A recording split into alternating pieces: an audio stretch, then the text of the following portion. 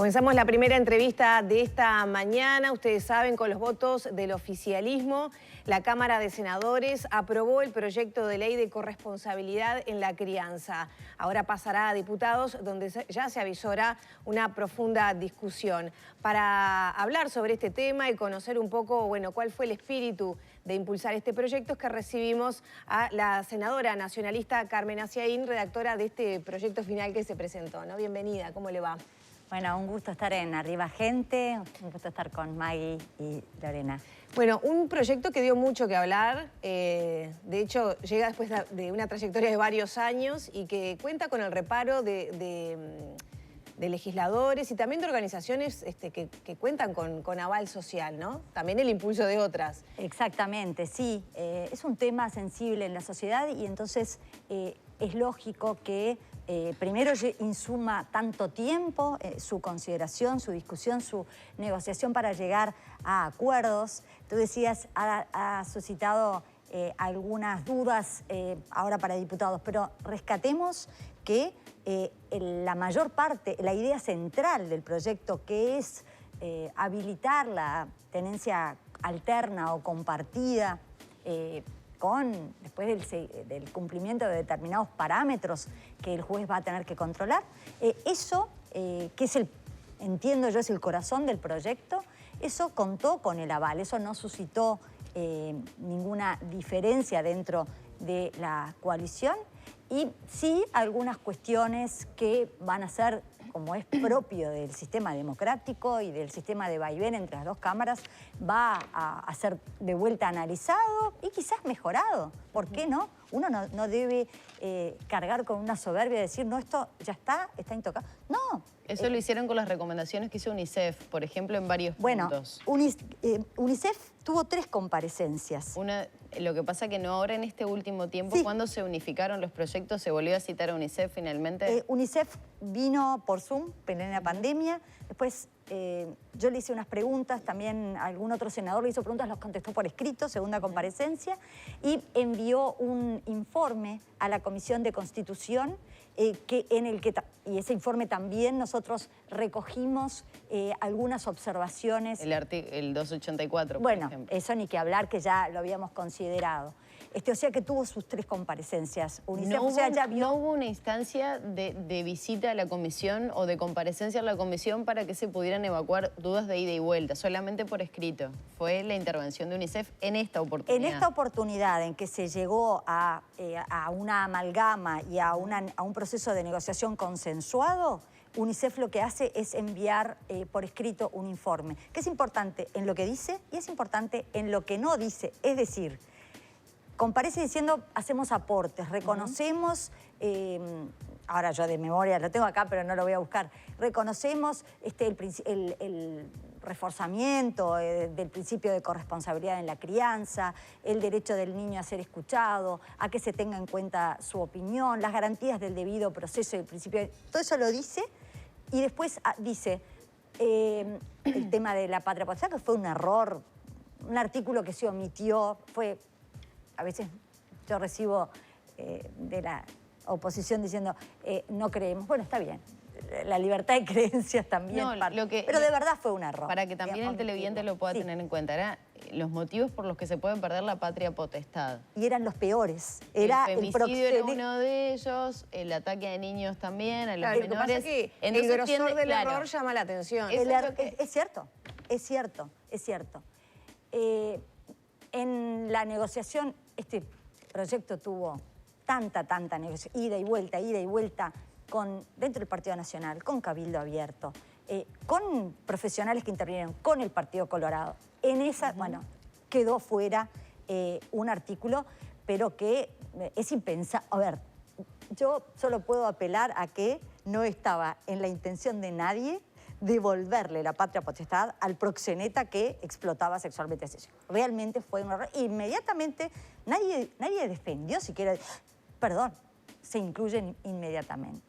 Está bien, después lo que crean o no crean, está bien, corre por cuenta de quien lo dice. Yo estoy afirmando que se trató de un error. El argumento, más que nada, para no detenernos tanto en algo que ya se modificó, era si hay un error de estas características en ese artículo puntual, qué se puede esperar de un proyecto de esta índole, ¿no? Está bien, yo cargo con esa responsabilidad. Entiendo que un error de esas características puede sembrar duda, pero el texto está. Y también estuvo el tiempo así como se detectó, y yo agradezco que se haya detectado eso. Bueno, el resto, y ahí vuelvo a lo de UNICEF. Y UNICEF hace esa puntualización, pero luego lo que dice es, no se menciona el artículo 19 de la Convención, pero igual rige. Y el principio protector está. O sea los defensores de oficio también. Lo de los defensores de oficio se tomó porque es verdad, y esto es lo bueno del proceso democrático, ¿verdad? En el que no solamente son los legisladores los que intervienen, sino que los actores sociales de distintos ámbitos hacen sus aportes.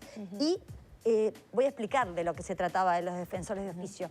El defensor del menor potenciado con más responsabilidades que se incluye en el proyecto fue una iniciativa de Cabildo Abierto, muy elogiada por la Asociación de Magistrados cuando comparece. ¿Por qué? Porque la Asociación de Magistrados dice, qué bueno que el defensor del menor tenga más responsabilidades, tenga que cumplir con plazos. Este lo dice también la asesora especialista en familia, la doctora Caraballo del INAU, que antes no tenían una obligación de producir informes, que tengan que producir informes, que tengan que entrevistarse con el niño y con sus padres, pero sobre todo la Asociación de Magistrados destacaba esto de que la designación de ese defensor del niño fuera aleatoria, es decir, que surgiera de una lista que llevara el Poder Judicial y no fuera de esos pocos que figuran dentro de cada juzgado, lo cual creaba, decía la Asociación de Magistrados, una relación como de cliente, una relación muy parcial entre el juez y el defensor, que a veces llevaba a no apelar cosas que tenía que apelar. Entonces, y otra de las cuestiones que tiene que ver con esto de la limitación del número de defensores, otra de las cuestiones introducidas por Cabildo Abierto fue, bueno, y que el defensor del niño pueda tener solo hasta 5 casos por juzgado. Y ahí vienen los defensores de oficio y dicen, ojo, porque si se trata de defensores gratuitos, defensores públicos, nos complican. Toda la razón. Entonces se eliminó ese límite de 5 para los defensores de oficio. Claro. Y ahí dicen, pero falta presupuesto. Y tienen razón. Claro que falta presupuesto. ¿Se va a asignar a partir de eso? Bueno, yo estoy conversando. Falta presupuesto, yo lo faltan único que cargos. puedo decir... Hace poco tuvimos a los defensores de oficio aquí, que bueno, no se dan abasto y que ven esto como impracticable, porque sienten que falta capacitación, que falta personal. Hablaban de que a veces son entrevistas de situaciones de violencia doméstica que terminan entrevistando 2 minutos antes a las víctimas en pasillos. Sí. ¿Le parece que ahora este aspecto de la ley podría Yo creo que ejecutarse justamente pensando en el interés superior de los niños y niñas? Creo que este proyecto sí hay que acompañarlo con una dotación de recursos, por lo menos a Defensoría de Oficio. Eso también estuvieron en Comisión de Constitución por otro tema, ellos con un planteo. Y la verdad es que es un deber, ¿sí? Creo que es un deber. También consideremos, ¿no?, que esta situación no es creada ahora, viene arrastrándose de hace muchos años. No voy a criticar para atrás, digo que, bueno, pero no importa. Eso no es lo importante. Lo importante es que hay que hacerlo. Aprovechando tal vez a tocar los puntos más álgidos, ¿no?, de este proyecto que ya fue aprobado en el Senado, que puede llegar a tener alguna modificación en diputados. ¿Ustedes están afines, por ejemplo, que se modifique algún aspecto del artículo 4 de este proyecto? Se lo consulto para... los que no votó la oposición, colorada, sí, la oposición y también Carmen Sanguinetti del Partido Colorado. ¿Qué dice este artículo número 4?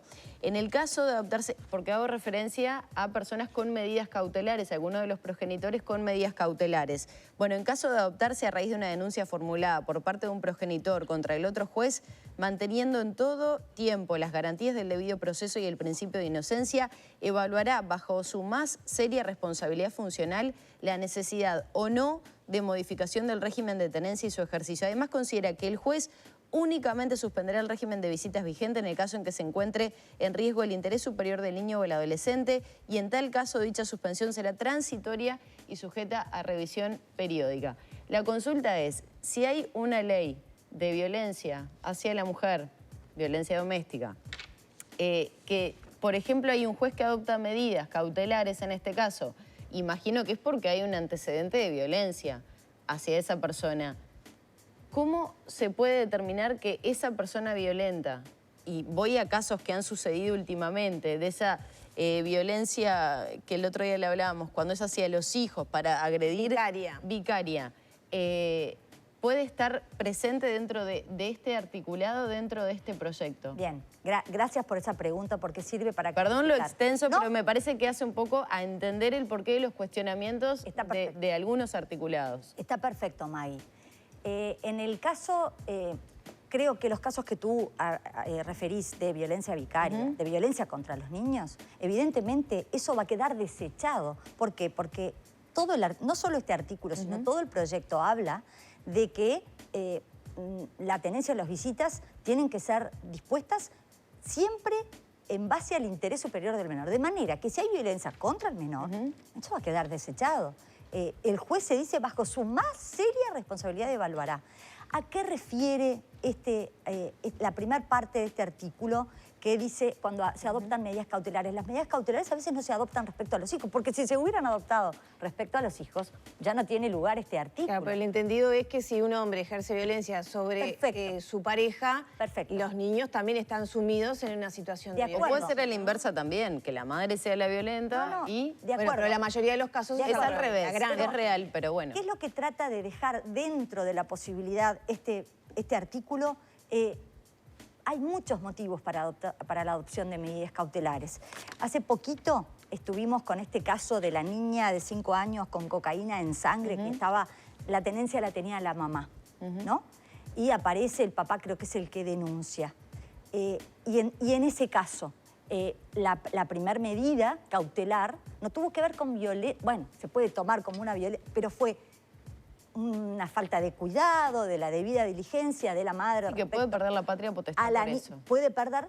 Y entonces, ¿qué es lo que el juez, en este caso, si pasamos este caso por el filtro? Bueno, el juez en este caso, que hubo una denuncia, va a tener que considerar, ¿mantiene la tenencia la mamá o no la mantiene la tenencia la mamá? Y quizás la va a disponer para que la tenga el papá. Ahora, las visitas, la segunda parte, porque la primera es lo de la tenencia y la segunda las visitas.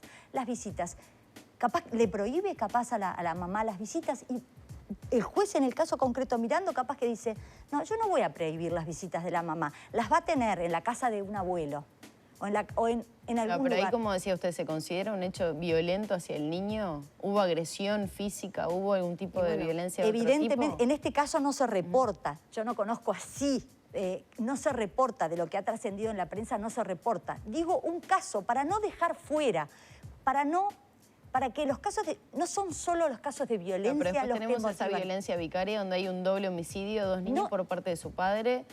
Y eso es con horroroso. Testimonios que vengo escuchando de adentro de la cárcel, que esta persona ni siquiera muestra arrepentimiento. Horroroso. ¿Cómo me van a abandonar a mí? ¿Esos son los argumentos?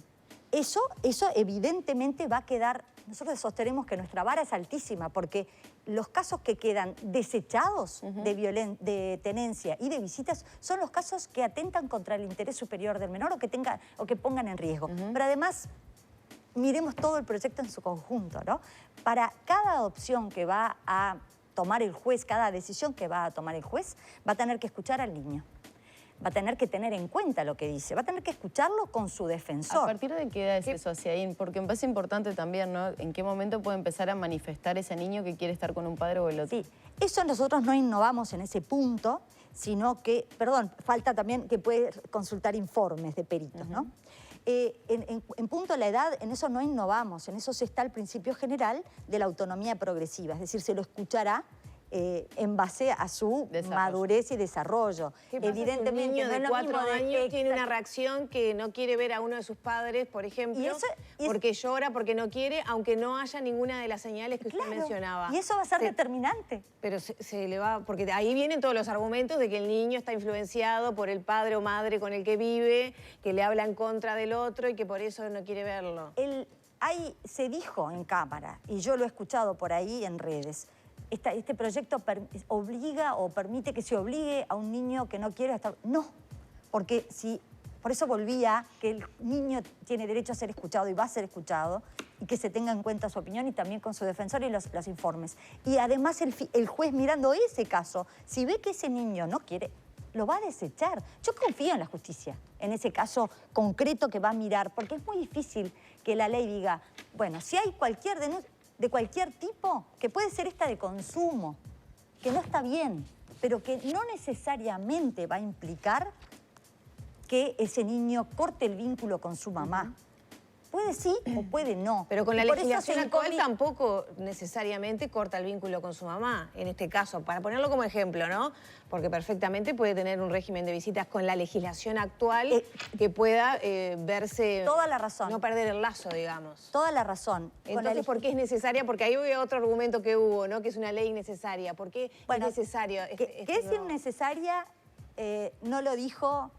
no lo dijo la Asociación de Magistrados, que partió en su comparecencia diciendo existe una urgencia por modificar el capítulo referido a tenencia y visitas, que debe acompasarse a la evolución que ha tenido nuestra sociedad, a los reclamos que vienen desde la sociedad. No quiero extenderme más. No lo dijo INAU, dijo esto es una mejora de la legislación en esta materia. No lo dijo tampoco UNICEF, que también elogió que el principio de corresponsabilidad de la crianza, que considera como un derecho de los niños y un deber de los padres, se le regulara, se le reglamentara. Pero tú aludías, Lorena, a esto de que la legislación actual permite la visita aún del agresor. Y es algo que yo no sé si yo hubiera votado cuando se aprobó. Esto viene de una modificación que se hizo en el 2019 del Código de la Niñez y la Adolescencia, que en su artículo 124E dice, en los procesos por denuncia sobre violencia sexual, no es en procesos por una medida cautelar que puede ser por otro motivo, por, qué sé yo, hasta salud mental, ¿no? No, en los de violencia sexual no podrá disponerse la revinculación de niñas, niños y adolescentes con el denunciado, salvo que la víctima lo solicitara expresamente y se cuente con el visto bueno de los técnicos. A mí esto, o sea, nuestra vara, sostenemos nosotros, está mucho más alta, porque está puesta en si esto atenta contra el interés superior del menor, no. También la Ley de Violencia de Género, en su artículo 64, prevé esto de las visitas supervisadas y habla de las visitas supervisadas de los niños con el agresor, o sea que ya hay una identificación de alguien como agresor y lo prevé también.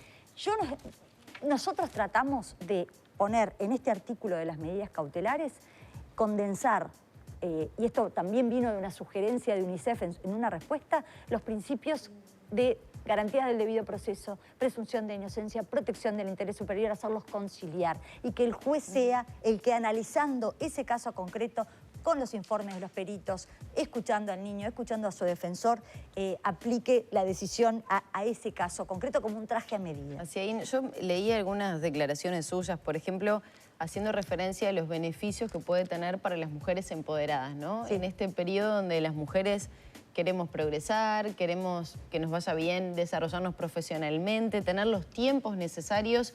Cuando hay hijos a veces eso no sucede o estamos más limitadas en un montón de aspectos.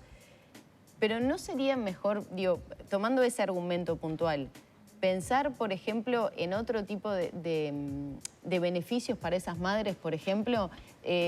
Yo pienso en un padre que no quiere ver a sus hijos, ¿no? que se borró, que no quiere saber nada, que no le pasa la pensión alimenticia, que la madre tiene que salir, trabajar, hacerse cargo, bañarlos, llevarlos al colegio, llevarlos a la escuela.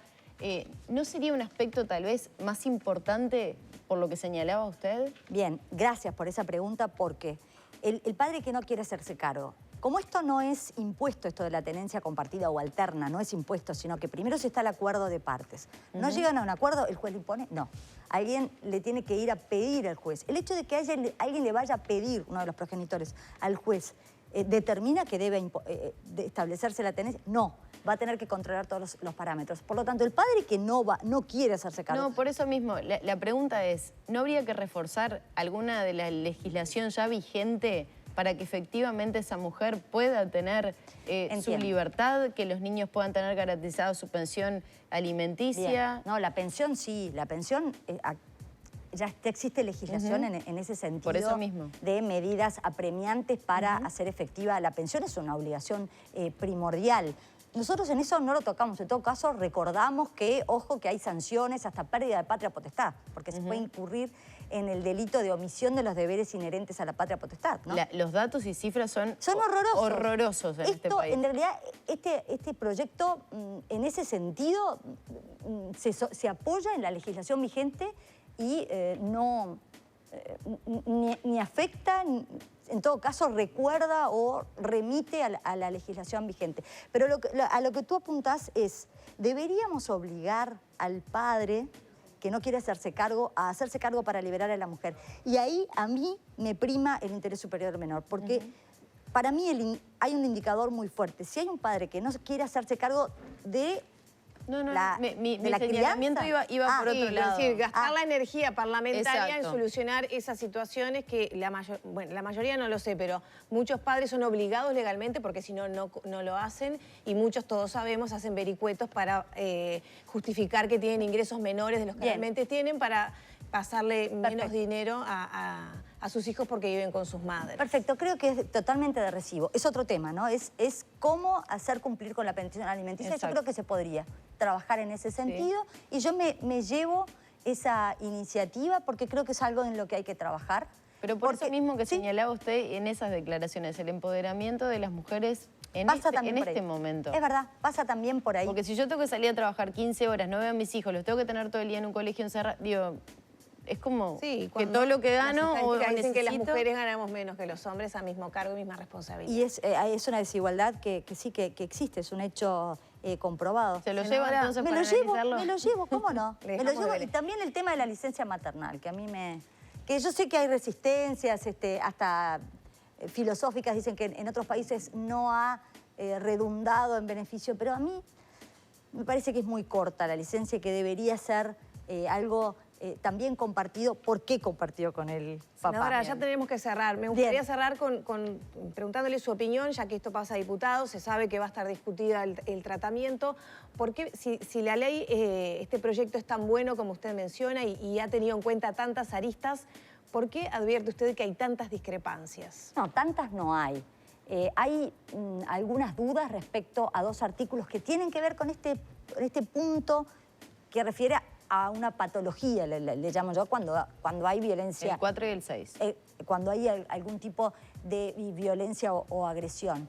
Que sean mejorados en el trámite parlamentario. Lo que yo procuraría es que no dejaran fuera, por proteger, que son protegibles y merecen protección, los niños de los casos de violencia y abuso, que estoy totalmente de acuerdo, que no vayan a dejar fuera otros casos en los que quizás, por el hecho de que haya medidas cautelares no motivadas por violencia o abuso, sino por otros motivos, no les prohíban las visitas a la mamá o al papá, o a las dos mamás o a los dos papás, o los adoptantes.